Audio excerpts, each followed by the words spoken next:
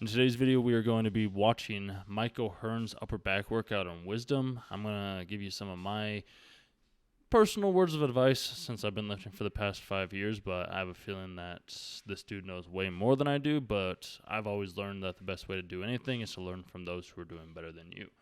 So let's jump into this video right now. You're going to see Mike O'Hearn, absolute fucking unit right here. And yeah, let's just jump right into it. Today is kind of a cool opportunity for me. Talk to a whole new demographic, a whole new community, I guess you would say.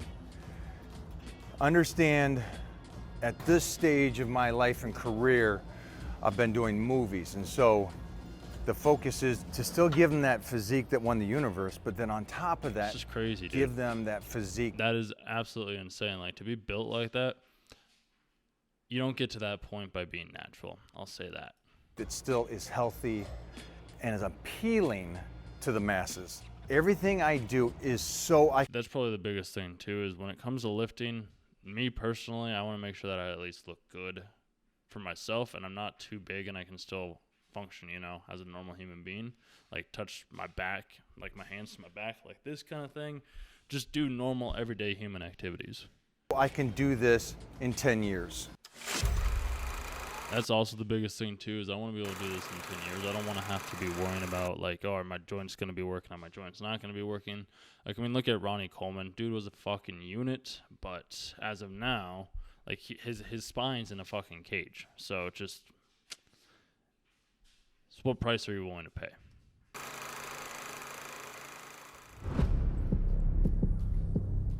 All right, starting out with some pull-ups. Behind the head pull-ups, I do like those. Those used to be some of the hardest things. I used to never be able to do one of those. Now, I'll rough them out. I mean, probably not as smooth as he does, but I do what I can.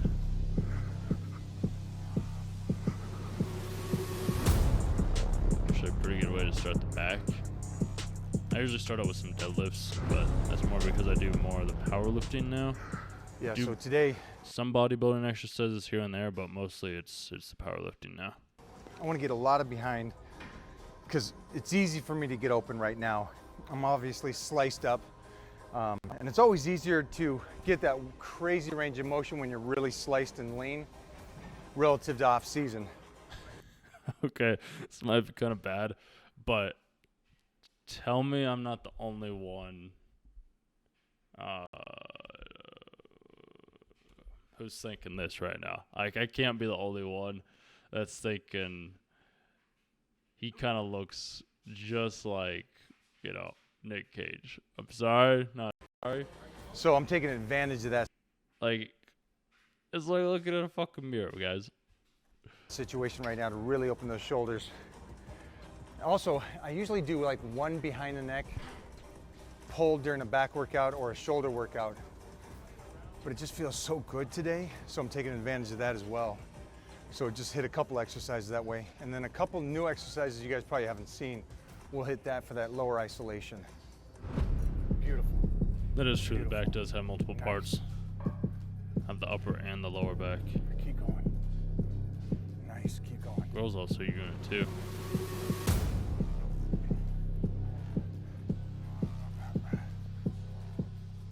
As you saw, I was touching like the lower lat. Upper lat's gonna fire. You got no issues with that. Try to catch the little details. The little details would be that lower back. Are you contracting all the way through? On all the exercises, I try to pinpoint the smallest area, the toughest area. Contraction is one of the biggest things or aspects when it comes to bodybuilding. If you aren't contracting the muscle, you're not going to get the size and definition that you want. I mean, you should be contracting every single movement that you're doing. But bodybuilding versus powerlifting is one's more just specifically for power, whereas the bodybuilding, you're more trying to go for that specific tone and definition that Mike is trying to work for right here. This area to get to. And if you can focus on that, everything else fires automatically, so you don't have to stress about it.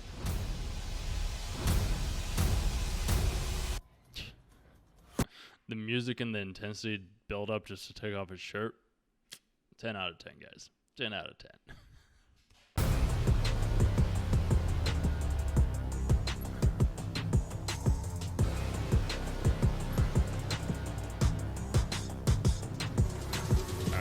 Question right here. Who has the better back? Mike or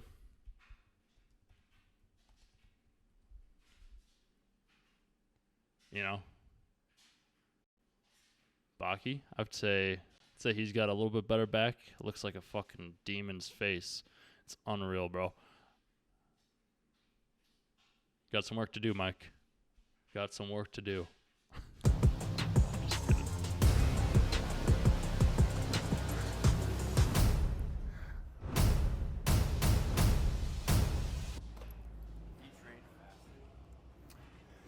So to say yes is a lie, because if I say that now at this stage, I'm actually just fasting. Fasted for 3 days. It's solely for this movie, and it's solely at this point at the end. So if the guy goes, I'm 4 months out, I'm fasting, I would say that guy's not even intelligent enough to understand how to diet.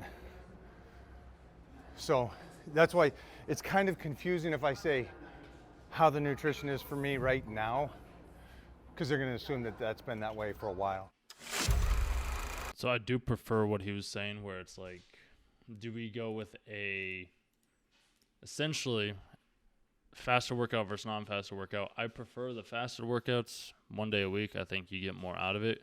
Working out on a full stomach usually causes some more hindrances and pains than it needs to. So mix around, figure out which one works best for you. If you find one that works best, then stick with it. If you find one that doesn't work so well, then obviously you can change your exercise and your routine to suit your lifestyle.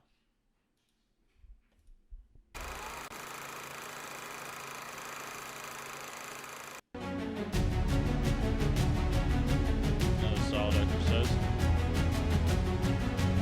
I think he's closing his eyes to stay in the zone, make sure he's having that mind muscle connection. It's a good way to focus. I used to do the same thing when I was doing yoga all the time. I just close my eyes, wait for a specific moment, because too many of us are, wasting our days. Weightlifting is to be Not stressed. It is to be put in a position of stress on your body, range of motion.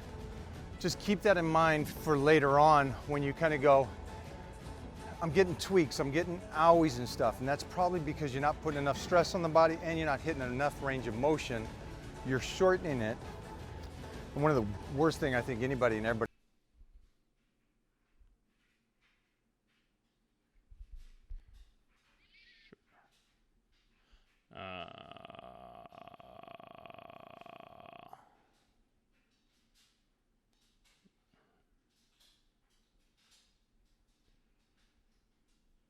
Sister had a question. everybody does when it comes to weightlifting is they stay with their strong lifts and they make their stronger lifts better. That means their weaker lifts get weaker. Okay, so I really do what he's talking about right here. I absolutely 100% agree with him. Too many people, once they have a lift that they're really good at, that's all they primarily focus on. Nobody, and this applies to life as well too, nobody wants to do the hard work. Nobody wants to put in the effort that is required to achieve greatness. Like when they find something that they're good at, they focus on that. So like you could be incredible at bench, you could be incredible at any other number of things. Like your bench could be your best thing, your squat could be your best thing, your deadlift could be your best thing, and that's all you're going to focus on, and that's all you're going to worry about. I'd like to take the reverse. Whenever you see that you're struggling with something, focus on something completely different that's going to make your life a whole lot easier, because you're doing the hard thing. You're putting your body under the tremendous amounts of strain and stress that it needs to be able to see where true growth can come in. If you're struggling on one area, put in twice as much work there. I try to put in bench twice a week because my bench is one of my weakest lifts right now. My squat and my deadlift, they're phenomenal. Well, they still have room to grow, but they are at a point to where I'm like, this is good, this is steady, and I'm seeing that growth each and every single week. You can't become complacent. You have to continue to try those things that are difficult for you, because that's where true strength and growth is going to come from. And then that causes a imbalance, and then that just starts the avalanche of injuries and then stopping this. And that's the one thing. I would always go with something that's harder, something that's going to put more stress on the body than whatever was done before. Those are the little details that I think you guys miss when you're putting your plan together. Oh, I love front squats. Let's keep those in. Maybe you're not good at back squats, or vice versa. Okay, I like how this gym, there's just a fucking mirror right there. Homeboy is right. So like my deadlift lately it's been good. I've been doing conventional this past week though. I ended up swapping it back and forth because I don't have a back like this guy right here, like where it's just, yeah, it's incredible to look at. It's incredible to see the size, the definition on our backs are one of those things that we never actually get to see. So whatever skills or traits you can do that's slightly different from everybody else, that's still taking the knowledge that they've passed on to you, you're going to see a lot of growth. I'm going to fast forward right now.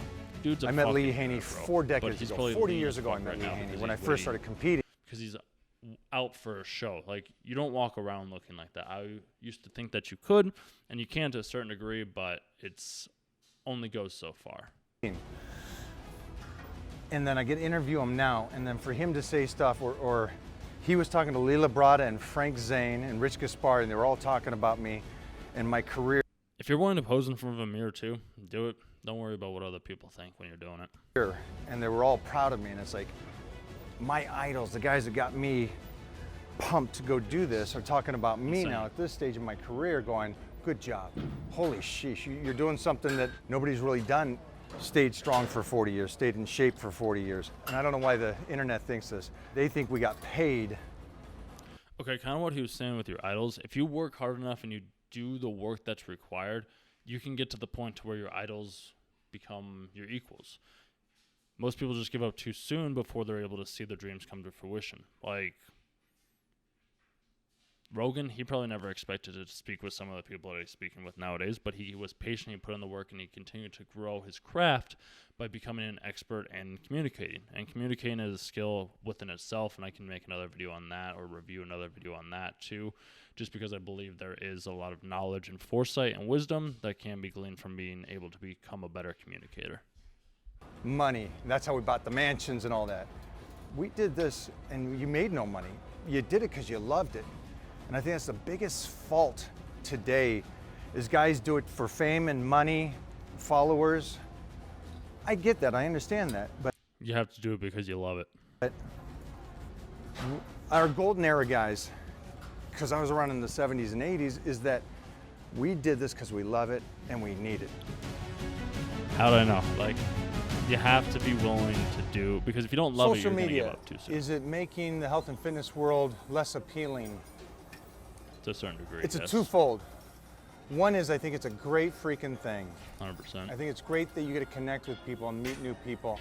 Couldn't agree Okay, more. front double biceps. But it There does he make is, folks. unrealistic Cheer him on. standards for a lot of men and females out there, because a lot of Front lat spread. photos are edited Only one to ever to a win certain degree back-to-back that's Mr. Universe unobtainable in titles real life, for or the they're just ABA. taken within good lighting, and it makes people assume that that's what Michael they need. Hearn. Or there's people that are fake natties that say they're natties, and I won the universe by 20. Yeah.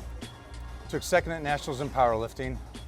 Also was competing in a judo and won the California shortly after that. huh. And I was on Do TV bodybuilding American and Gladiators. powerlifting. So I was pretty successful from a freaking young age. Contract with Weider, doing magazine covers, and I was already in the magazines for 3 years at that point, since '87. So it's probably more than, well, it's definitely before you were born. You were born in '89? 91. 91, see? So I was already in the magazines for 4 years before you were even born. The point is, because I did well, because I competed, because I won, I thought I knew a lot. To tell you the truth, by the time I was 30, 10 years later, I knew twice as much. By the time I was 40, I knew 3 times, 4 times as much. That is a cool And at thing this about growing stage, old. it's a completely different game because I'm creating the game now. So I surpassed what I needed to know, and now I am going into the experimental phase where I'm playing with my diet.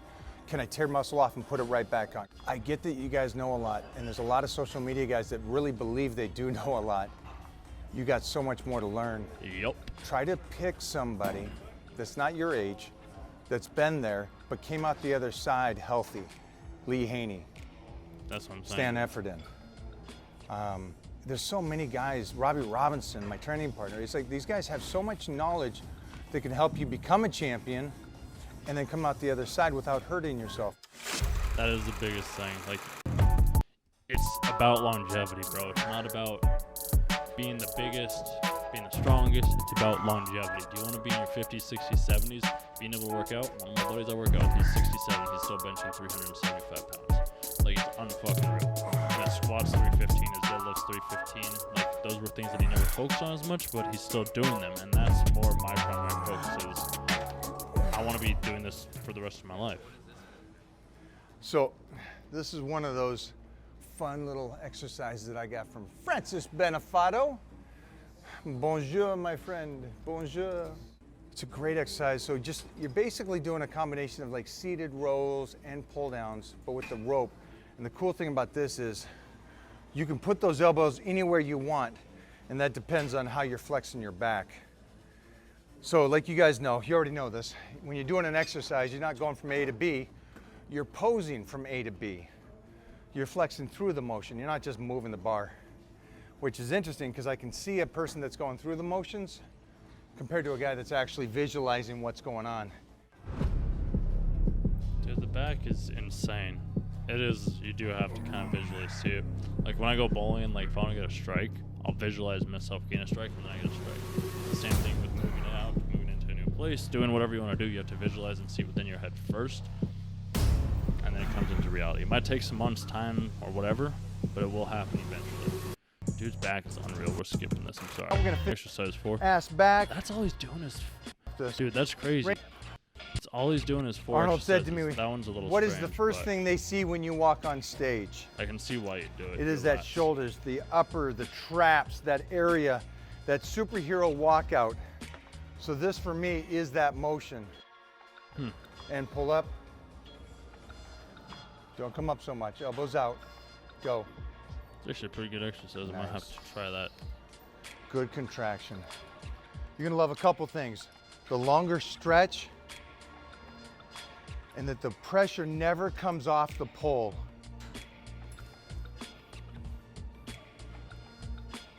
Beautiful. Interesting. Rear delts are gonna. I don't even know what to find a bench or a chair or something like that. It's always funny though when you do these exercises that are a little bit different. It's like, is it really necessary? To a certain degree, I think some of them are. But at the end of the day, I really think you only need 3 primary lifts that are going to build your body up to at least be strong. It's the squat, the deadlift, and the bench. Like those 3 are hands down the most essential movements and crucial, like, Muscle and ways to strength, thank you gain for and be coming out strong. to film us today. I appreciate that. I know Oh, Stryker look at is it all, showing yeah. her gratitude right now and the whole time. So yeah, I mean, that's pretty much all it comes down to, you guys, is you need to get those 3 primary lifts down. Focus very, very, I want to say delicately, but like focus on those lifts. Focus on your squat, your deadlift, and your bench. You'll become a lot stronger. Like start out every Monday, Wednesday, and Friday with that. That's my personal favorite. And then do other accessories in the meantime. If you find somebody else that's been doing it longer than you, obviously ask them for help. If you want, obviously leave comments down below. I'll do what I can to help you out there. You can come back to the channel for more. And obviously I'll help you out where I can in the best ways that I possibly can do. At the end of the day, like, you got to get in there. You got to do the work. You got to put in the time, the effort, and just start. Like, that's the biggest takeaway. You just have to start. Once you start, it's going to be a slow process, but eventually it'll compound enough to where it's a game changer, and you won't. It's going to be crazy to see how quickly you're making gains and how fast you're moving. But don't be comparing yourself to those other people that are moving twice as much, 10 times as much weight as you are, and don't be comparing yourself to those people that are looking such as Michael Hare does, because most likely they may or may not be natural. There's nothing against that, no problem. It's more of just the fact of them saying that they are when they actually aren't that causes the issues and the controversy in the fitness world, which I kind of touched on that a little bit earlier.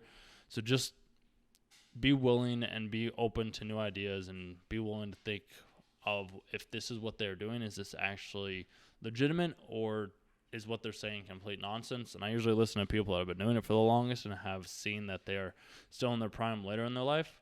If that's the case, you're probably taking that advice from the right people. Hope you guys enjoyed this video, and I'll see you in the next one. Subscribe if you want. Bye.